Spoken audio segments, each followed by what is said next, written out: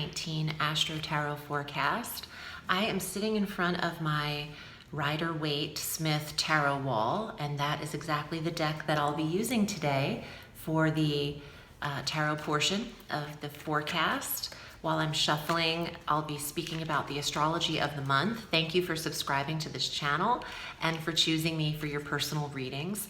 I love what I do. And if you are needing assistance in navigating the challenges of your life, that's what I am here for. As an astrologer, a medium, and an advisor who consults with the tarot and uses clairvoyance, that is my path and my calling. So I would love to assist. If you'd like a private reading, I'm at audreyalison.com. And all of the links of my services are listed below in the Show More section. If you expand that, it'll take you to my links. So let's get to it. Virgo has accomplished or is still in the process of a move, and with Jupiter in your fourth house of home and environment, I think that Virgo is either settling into a new environment or in the process of a move, with Jupiter retrograding in your environment sector. On the 4th of May, we have our new moon at 14 degrees of Taurus. And on the 6th of May, Mercury moves into this sector of Taurus. And the 15th, Venus moves into this sector of Taurus.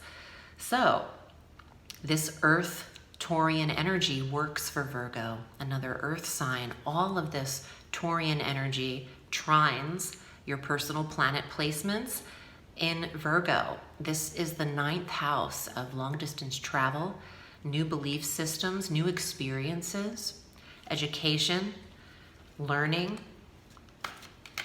philosophies, religions, policies. This is about Virgo getting to establish themselves in a new way. There's a fresh start to how you are elevating and appearing in life. All of these placements, the new moon, Mercury, and Venus, will transit over Uranus, who's at 2 degrees of Taurus. And this creates a very unexpected and rebellious energy, unexpected travel, signing up for a course, for a commitment overnight, and waking up to realize you've signed up for an online astrology course for 7 months. Something like that could be happening. There's always an elevation here, but all of this trining in the planetary placements, it feels very harmonious, and Virgo needs to feel that things are running smoothly. Otherwise, you're prone to nervousness and anxiety, which comes from your mercurial energy. On the 15th, Mars enters Cancer and will remain there through July 1st. And this creates a stamina and an energy to achieve your goals. So what are the goals that Virgo has aligned for May or for the year? This is a powerful time, Mars being power and energy, for your social connections, your 11th house of friendships, and how social you are. Your likability factor could be raised. And this is through July 1, right before Mercury retrogrades and right before our first set of 2 eclipses in July. We have our full moon on May 18th at 27 degrees of Scorpio, bringing full closure and awareness in the sibling sector, or in the short distance travel, or in your neighborhood, your local arena. There's closure, and I feel like there's a boundary needed, a fence or a limitation. The reason I say this is this full moon is working with sextiling Saturn and Pluto in Capricorn in the 5th house. Some of you have pets or children, or you're protecting people from leaving the front yard or the house. Saturn being boundary and limitation, I feel like something is being resurrected here on the property lines, or to keep nosy neighbors out. You know that show Home Improvement where the neighbor's face is like over the fence like this all the time? That's what I'm seeing. I am literally having a clairvoyant vision of that. And I feel like your fence needs to be higher or you need to like put up some hedges from the nosy neighbor, some of you. We'll see how it applies. It's probably going to be interesting, but you're establishing a limit. Like there's no more, we can't afford this in the neighborhood. Maybe there's a neighborhood watch happening, that you're all supportive and working together somehow to, you know, protect the neighborhood, something like that. Or there's a community meeting each month that you're now in charge of. I could totally see that. Virgo loves, you know, going door to door and talking about what needs to be done. I can just see something like that happening. On the 21st of May, the sun enters Gemini. I love this time of year. And your ruling planet Mercury also enters Gemini, the ruling planet additionally. So this says that Virgo is wanting to establish themselves in some form of a new career, or wants people to be aware of their accomplishment. And there's a desire for parental approval or the paternal energy in your life to meet their approval. And there's also promotion for those of you in long careers. The sun here is seeing you in shine. There's a recognition available for Virgo at this time. I'm thinking I might get the star card for you. Let's see what comes up in the tarot.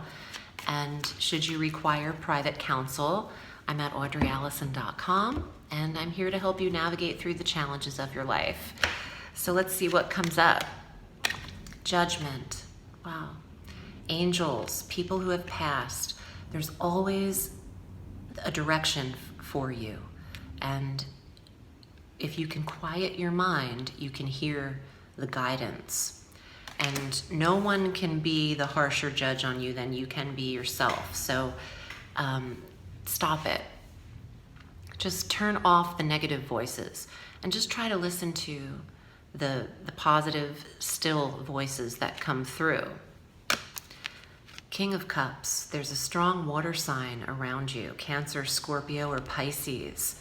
And this is a very intuitive individual. And it could also represent a very high form of your own intuition. And you should be heeding it right now. Heed the call is what I'm actually getting. Heed the call. All right, 4 of Wands. This is your home life, moving, celebration, baby showers, birthdays, weddings, celebrations.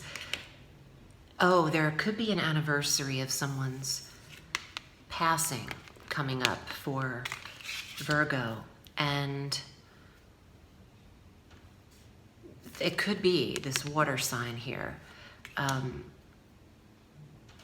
When I'm putting these cards down, it matters to me which position they fall, and to have that angel blowing like the trumpet over this, you know, remembrance or celebration of someone's life. It just feels like it could be a time of that coming up for you.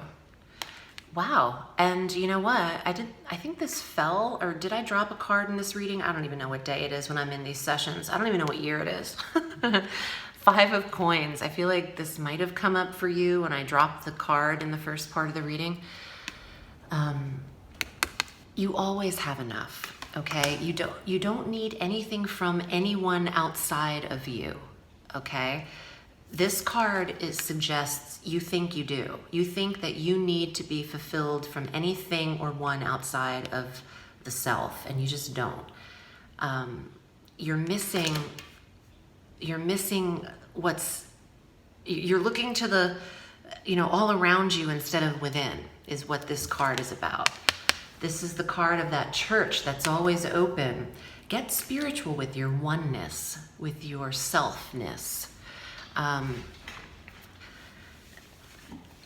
Okay, so I can't help hearing things. It's definitely a blessing and a curse, but what I'm hearing is the oneness get close to that oneness, because you weren't born attached to anyone.